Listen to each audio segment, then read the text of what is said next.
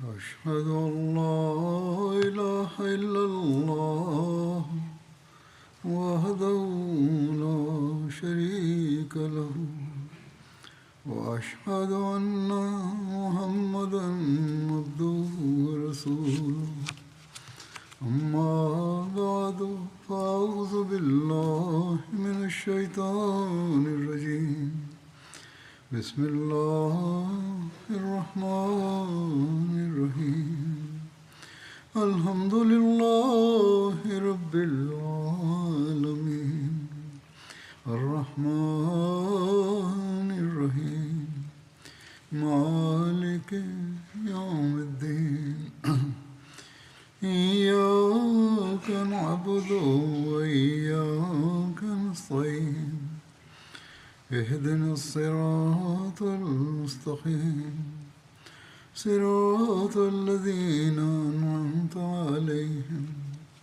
غير المغضوب عليهم ولا الضالين. Bismillahirrahmanirrahim. Hazreti Halifatul Mesih peti, da Allah bude i njegov pomagač, je rekao: spominjao sam detalje iz života poslanika sallallahu alejhi ve sellem. Na prošloj hutbi sam govorio o čudu koje se desilo u vezi hrane. Sličan incident u vezi hurmi se može da nađe, da Allahovim blagoslovom je znači bilo previše. Zabilježeno je da bilo nekoliko hurmi koje su dostigle sve ljude koji su rovili, znači taj rov.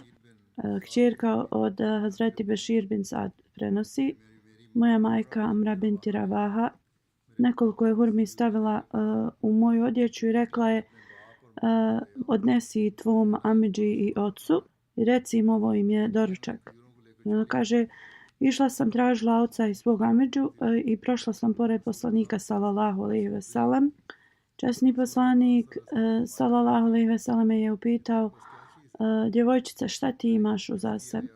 Rekla sam: o Allahov poslaniče, ovo su hurme koje je moja majka poslala Bešir bin Sadu mom ocu i Abdullahu bin Ravahu mom amidži ili dajđi. Poslanik sallallahu alejhi ve sellem mi je rekao da ih meni i dala sam te hurme u oba dvije ruke poslaniku sallallahu alejhi ve sellem. Poslanik sallallahu alejhi ve sellem ih je stavio na jedno platno i pokrio ih drugim i onda je rekao: pozovite ljude da dođu da jedu. I svi koji su rovili znači došli i počeli su jesti te hurme. Broj hurmi se povećavao, znači počele su ispadati iz tog platna. Slično postoje razni znači podaci u vezi ovoga, da od malo hrane se povećalo.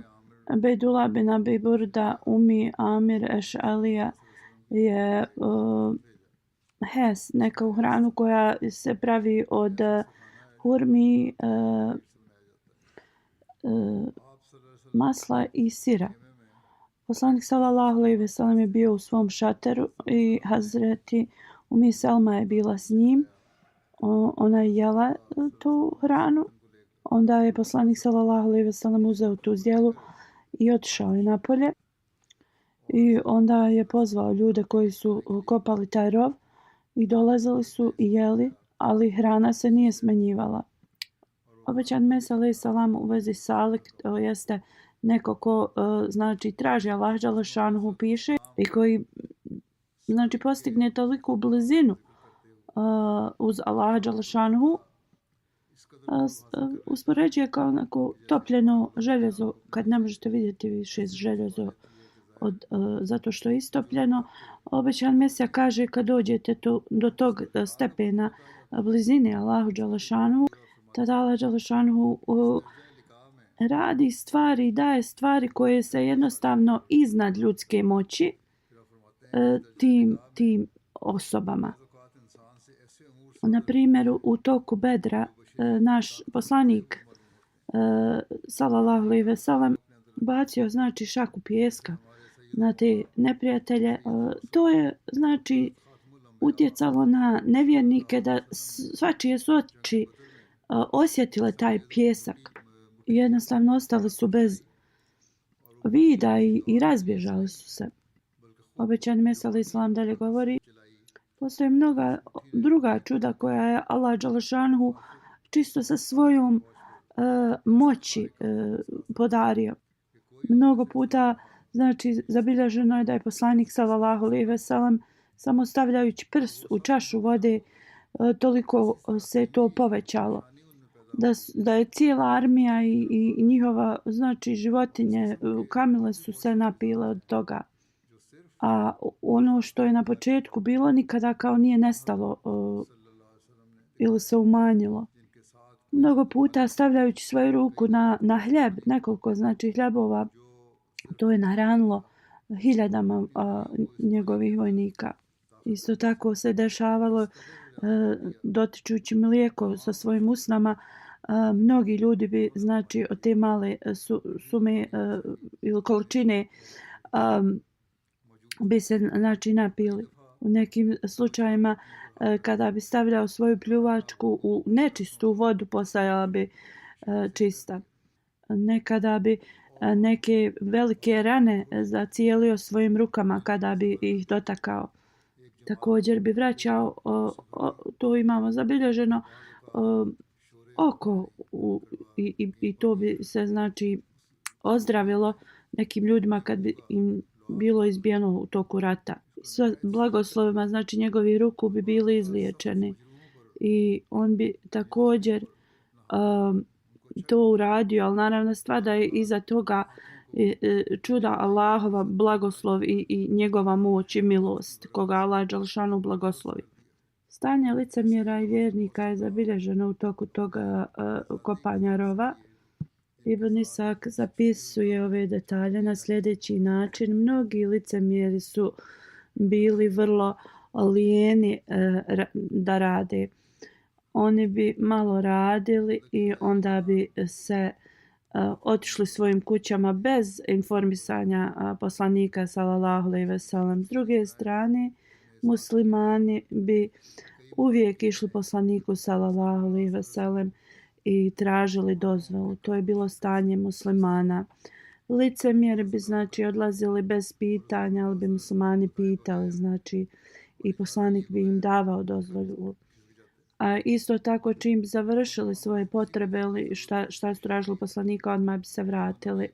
Dalji detalji u vezi poslanikovog, znači, pripremanja za ovaj rat, zabilježeno je 3 dana prije dolaska Ebu Sufjanove armije.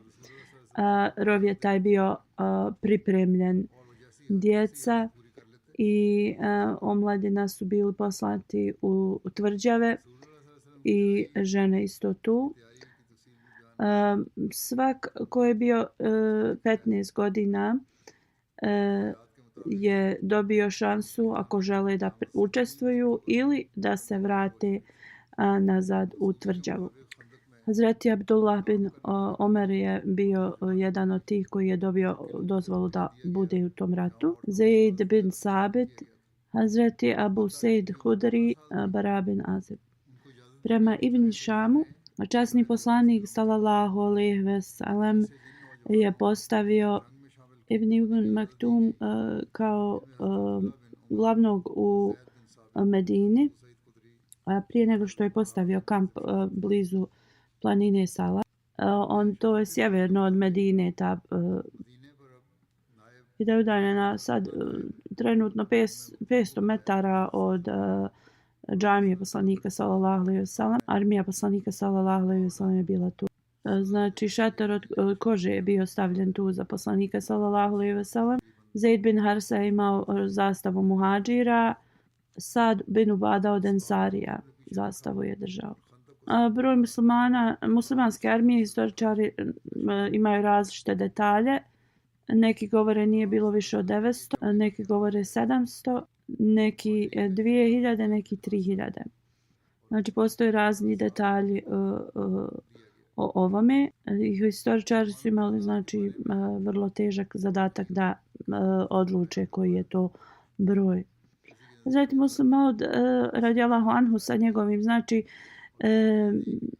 savršenom njegovom mudrošću i znanjem, zato što historičari nisu znali koji hadis da prihvate.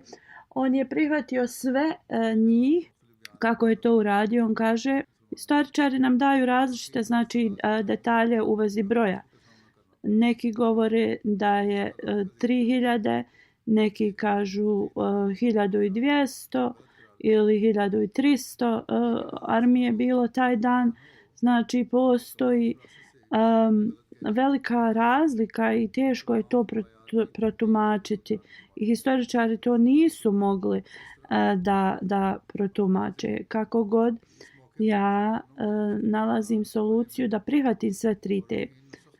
Već je zabilježeno da poslije kada su licemjeri se vratili sa Uhuda, 700 je ostalo muslimanske armije. Borba znači kod Rova se desila 2 godine poslije samo. U tom vremenu nisu neko velika plemena došla da se nastale u Medinu ili da prihvate islam. Onda nije moguće da 700 odmah će sad postati 3000. Također ne možemo reći da je taj broj se nije pretvorio u 3000, ali ne možemo reći ni da je ostao isti 700. Znači, moralo se povećati neki broj. Onda kada ovo razmotrite, najviše možemo znači zaključiti da je oko 1200 bilo u armiji. Onda pitanje ostaje zašto su neki spomenuli 3000, a neki 1200. Znači, borba kod Rova je imala 3 faze. Faza dok neprijatelji nisu još bili tu i tu se je kopao taj rov. U tom vremenu znači djeca su pomagala, žene. Dok se je to radilo, vjerovatno broj muslimana je bio 3000. I možemo reći zato u to vrijeme žene su toliko bile hrabre i imale tu želju da pomažu da su i one učestvovale. Možda nisu rovile rov, ali su radile druge stvari. Ovo nije samo moje, znači, kao mišljenje, ovo historija također potpomaže ovaj pogled. I znači u to vrijeme omladina, mladi, stari, svi su bili i rovili taj rov. Kada su znači neprijatelji stigli, onda je poslanik sallallahu alejhi ve sellem rekao svim omladini, mladim muškarcima ispod 15 da se vrate u tvrđavu. A oni koji su bili 15 godina, data im je opcija ili da ostanu ili da se vrate. Također u hadisma se prenosi da je broj bio veći i onda kada je borba počela da se smanjio broj prisutnih. Onda znači 3000 je bilo u toj fazi kada se kopao rov. Ali znači 1200 se odnosi na fazu kada je počela borba i kada su samo odrasli ljudi tu bili. Sada pitanje stoji da li je taj hadis o 700 tačan, koji prenosi da je 700 i bilo. Znači prihvatili smo od 3 do 1200. Sada trebamo da vidimo taj hadis koji spominje da je 700 bilo. Da li je to u redu? Odgovor za ovo je Ibn Ishak, je znači historičar ovo dao, koji je vrlo znači poznat i autentičan historičar. Mnogi veliki učenjaci su znači rekli da je on autentičan i dobar i ne možemo znači sumnjati i ovo je sigurno tačno. I dalje ako znači istražimo historiju u toku bitke kad je Benu Kurejza se spojila sa nevjernicima i htjeli su da napadnu iznenada na Medinu i kada se ovo znači saznalo, znači ta strana sada gdje je Benu Kurejza, oni su bili kao prijatelji, muslimanima i kada su to odlučili, ta strana je ostala znači otvorena za napad. Onda prema historiji ovo saznajemo da zbog toga, zbog te izdaje od Benu Kurejza,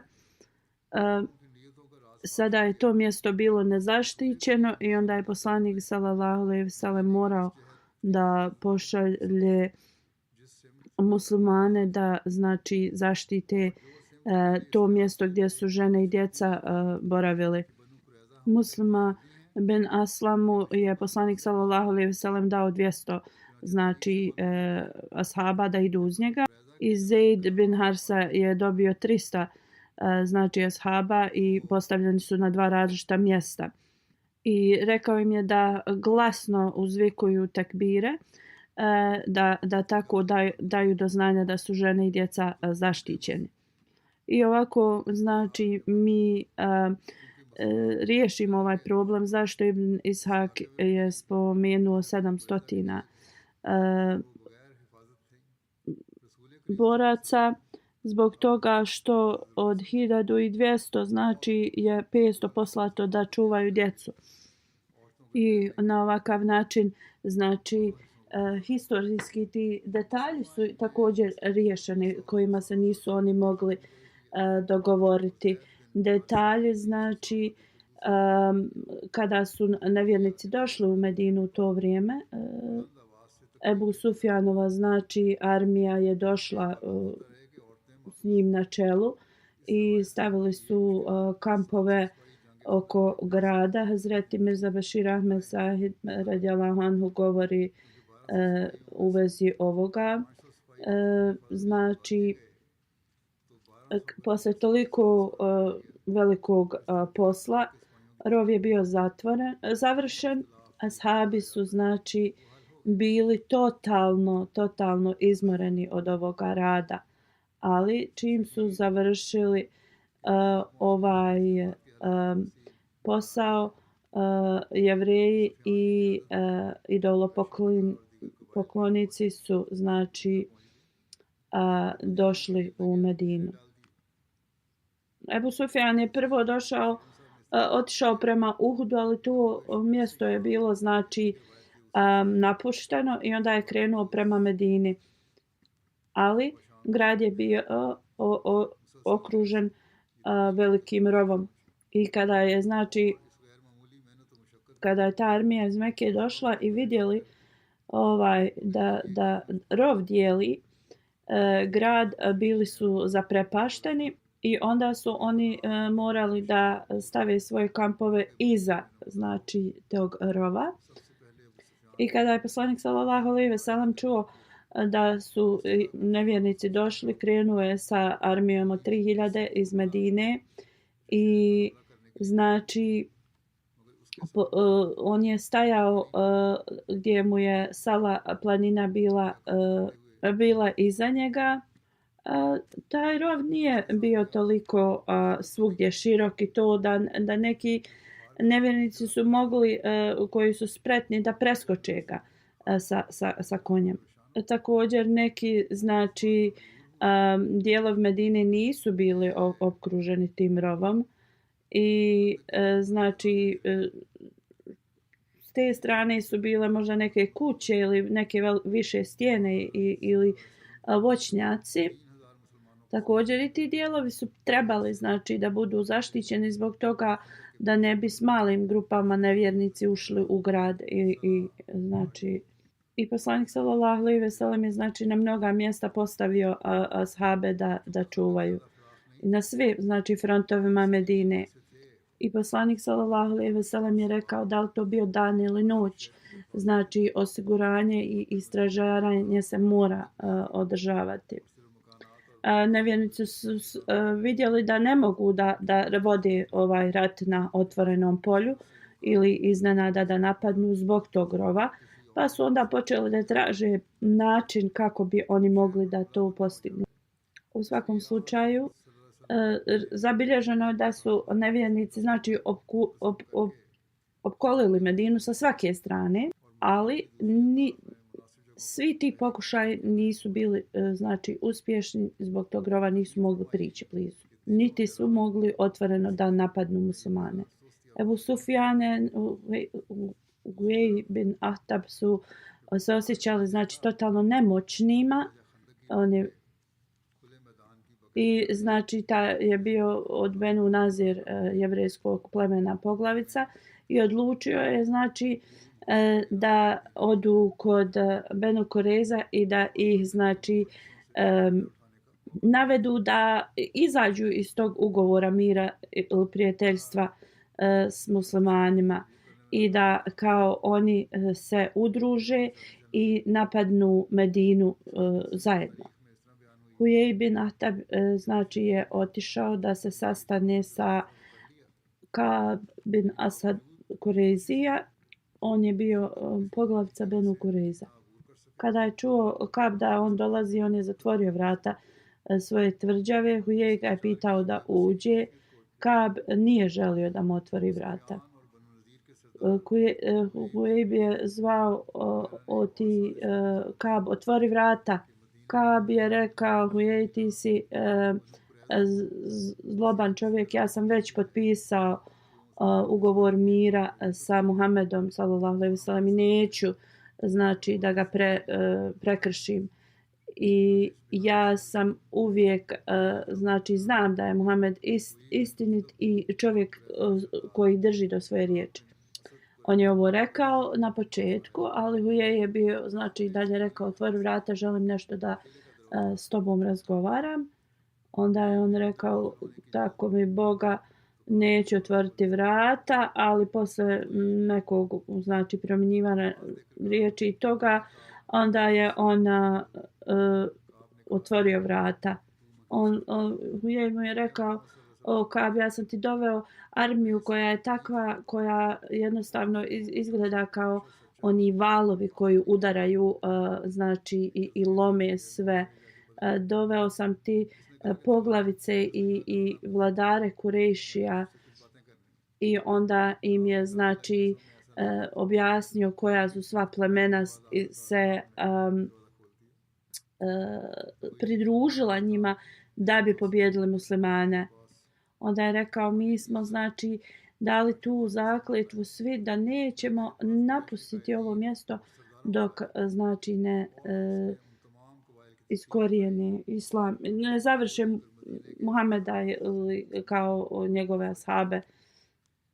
I mi bi znači bili zaista uspješni da nam ova sad rov nije predmet problem.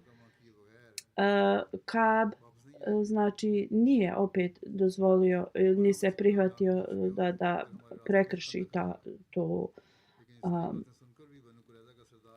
prekrši ugovor mira i rekao je, tako mi Boga, ništa nisi osim sramotu mi donio.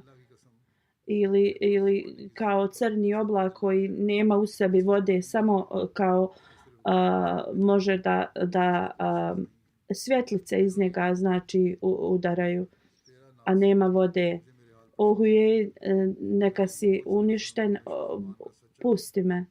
Ja sam uvijek našao da je Muhammed taj koji je istinit i koji ispuni svoje zakletve. On je uvijek govorio da je poslanik sallallahu alejhi ve sellem nastavio da govori da on će uvijek istrajan i iskren i da ispuni svoje riječi. Rekao je, ništa nam ne daje podmoranje, niti nam se miješa u religiju, kao Muhammed sallallahu alejhi ve sellem.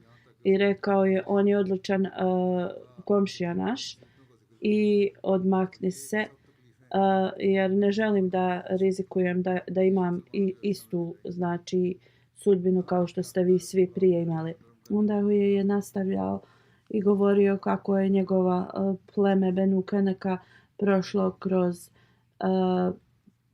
mnogo i da je sav taj bol bio znači od muslimana. I znači nastavio je dok je raznježio Ka'bovo srce i Ka'b je znači pao u njegovu tu spletku i njegova priroda koja je bila da ne ispunjava obećanja, onda je rekao, u redu, iako ja ovo prihvatim, a šta ako Kurejši ne mogu to da urade, šta će onda biti s nama? Hujej je rekao, ne brini se, ja ću da se dođem u tvoju tvrđavu i šta god bude tebi se desilo, desit će se i meni. I tada je Ka'b bin Asad prekršio ugovor mira ili prijateljstva s poslanikom sallallahu alejhi ve sellem. Amar bin Soda, znači jedan od njegovih ljudi je rekao da ne treba to da radi. Podsjetio ga je znači na jak ugovor mira s poslanikom sallallahu alejhi ve sellem. I rekao je ako ne želiš da pomogneš poslaniku sallallahu alejhi ve sellem, nemoj znači prekidati svoj ugovor i pomagati njegove neprijatelje, kako god Ka'b nije ništa znači promijenio. Neki od Jevreja su tada otišli kod poslanika koji su bili znači dobri i prihvatili su islam. Hazreti Omer radijallahu anhu je dobio vijesti da su Benu Kurejza prekinuli ugovor i informisao je poslanika sallallahu alejhi ve sellem i poslanik je poslao Hazreti Sada bin Muaza i Sad bin Ubada.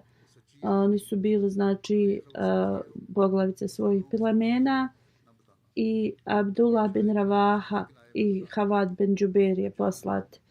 I prema još jednom hadisu Sejd bin Uzeir je bio također poslat s njima i rekao idi te i vidite da li je ovo istina. Ako je ovo istina, znači nemojte širiti ove vijesti drugima. Samo da informišu poslanika sallallahu alejhi ve sellem na tajan način da on zna da je ovo istina. A ako nije istina, onda neka otvoreno razglase da to nije istina.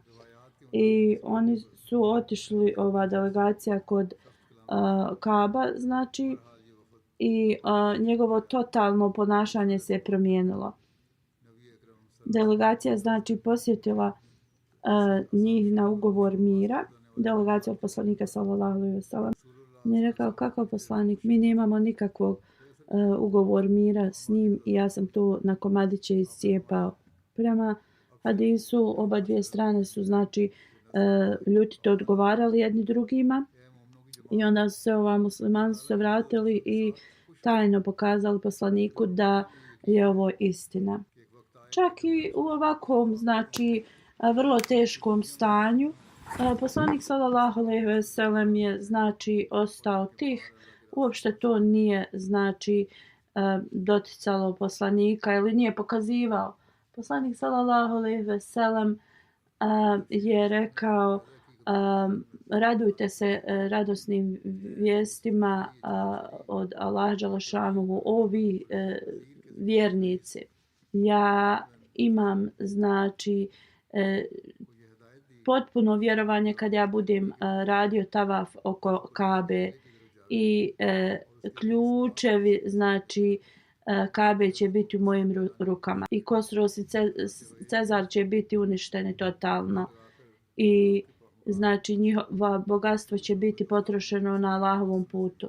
Hazreti Mirza Bešir Ahmed Sahib u vezi izdaje Benu Kurejza piše Ebu Sufjan, znači njegova taktika je bila da nahuška Hujej bin Ahtaba, jevrejskog znači poglavicu od Benu Nezira plemena, da ide kod Benu Kurejza po noći i da pokuša da znači kao učini da Ka'b bin Asad napusti taj ugovor mira sa muslimanima.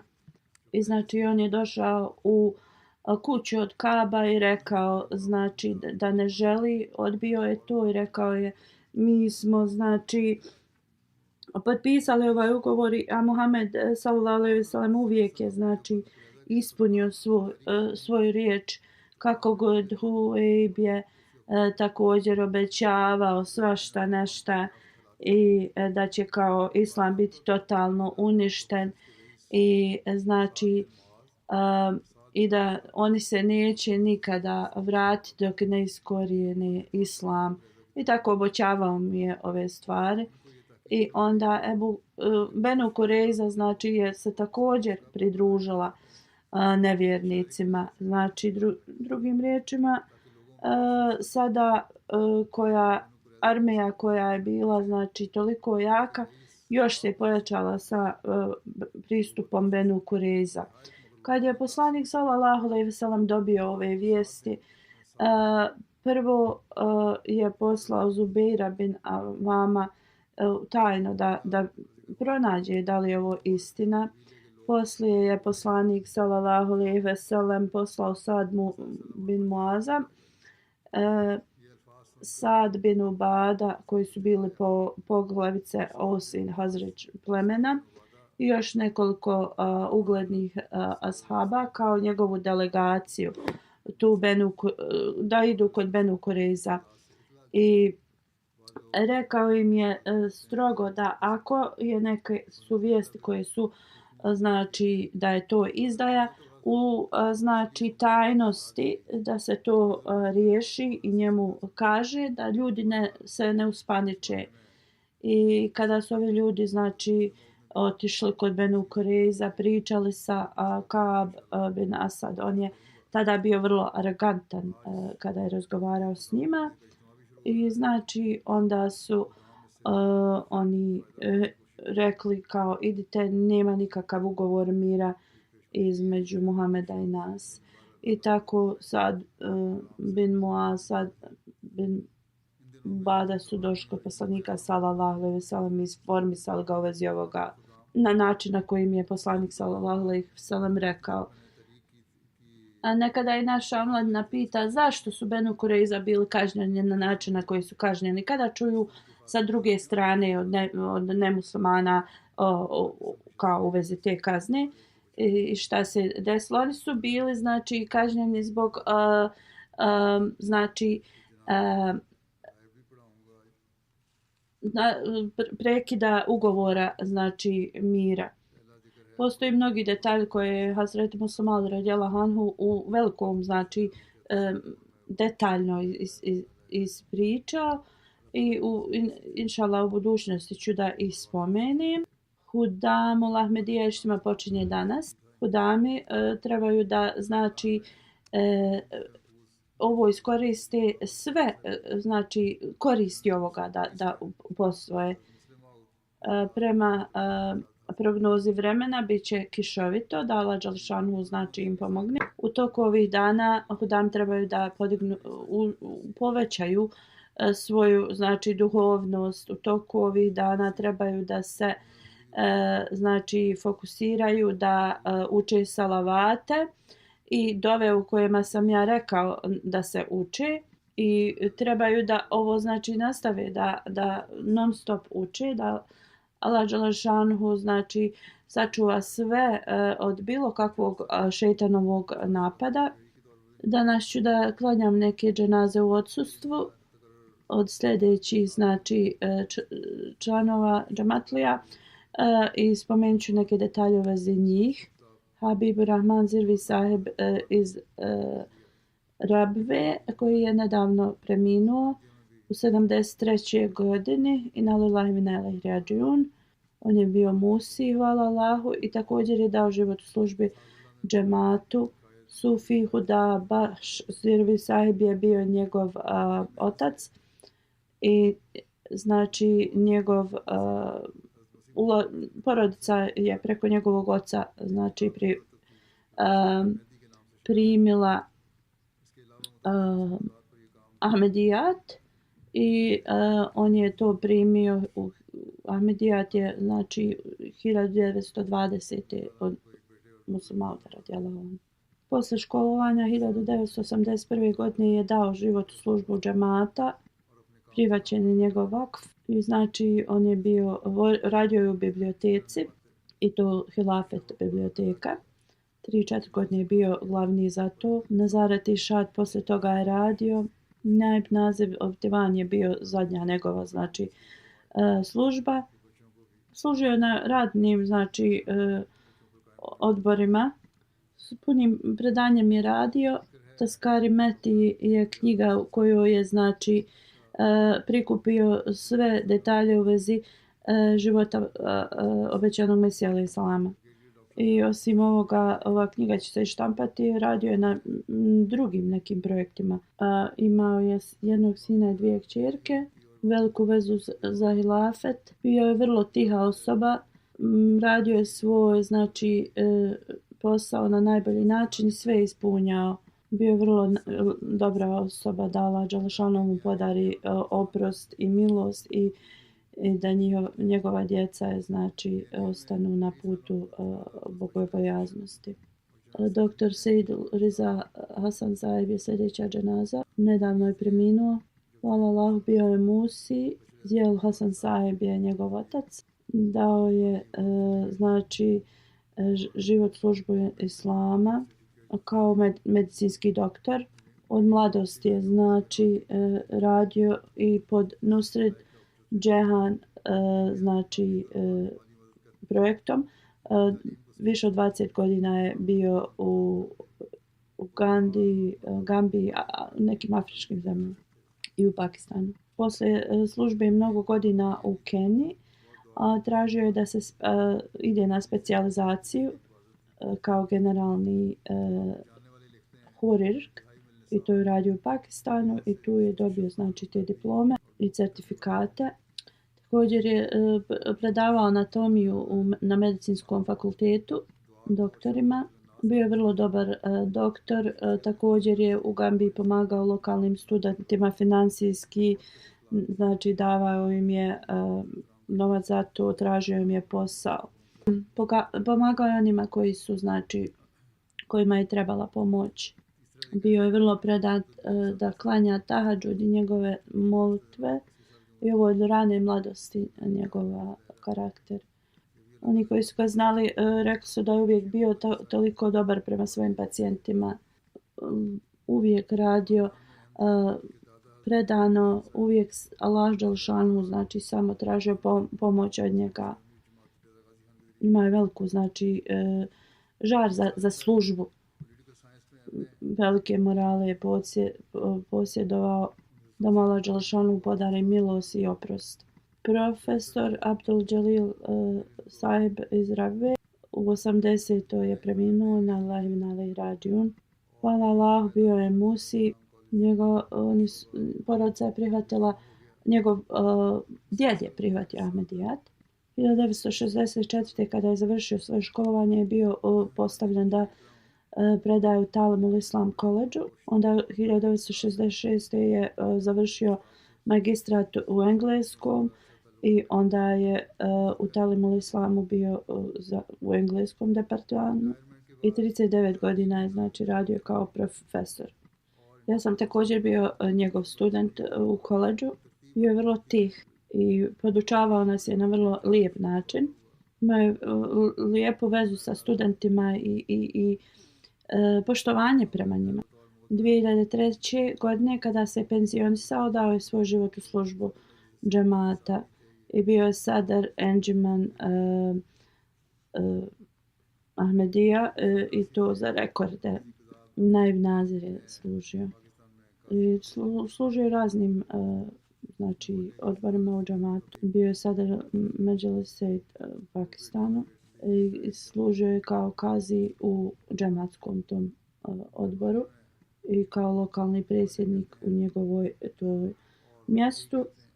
Iza sebe je ostavlja dvije kćerke i sina i oni koji pišu u vezi njega i zaista su tačni da je bio prelijepog ponašanja, vrlo mirnog karaktera.